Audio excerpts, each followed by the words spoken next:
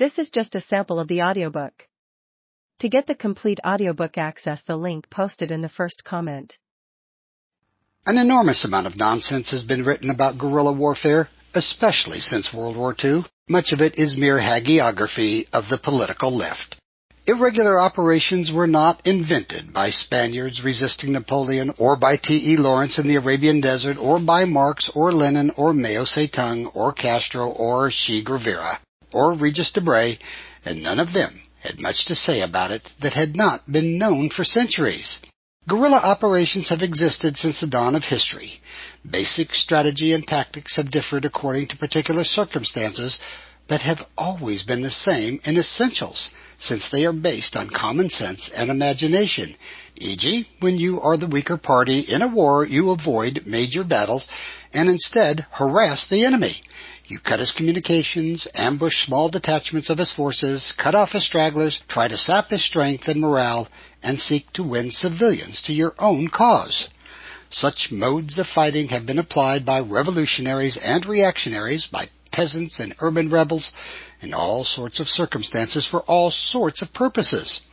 In the 19th and 20th centuries, guerrilla activity had usually had some strong ideological basis: religious fundamentalism, communism, or communist, and most important, nationalism. Many men have found guerrilla warfare attractive. It offers greater opportunities for personal initiative and daring than does conventional war. It appeals powerfully to those with intense ideological commitments. It requires strong feelings of comradeship and personal loyalty to leaders, and it involves less onerous discipline than regular operations. Most professional soldiers, by contrast, have been impressed mainly by the dark side of partisan operations, and so have despised them. Guerrillas, unhappily, most always attract more than their share of unsavory human types: smugglers, poachers, bandits, congenial haters, and sadists. By necessity, but often by disposition as well, they hide beneath the hapless civilians and often plunder and coerce them in the bargain. Their operations run heavily to ambushes and the taking of hostages, and they commonly give no quarter to their foes. They pose as civilians themselves and do not wear uniforms or distinctive emblems. Thus, no matter how heroic they may seem to those whom they aid, they are criminals in international law and entitled to no quarter from regular troops.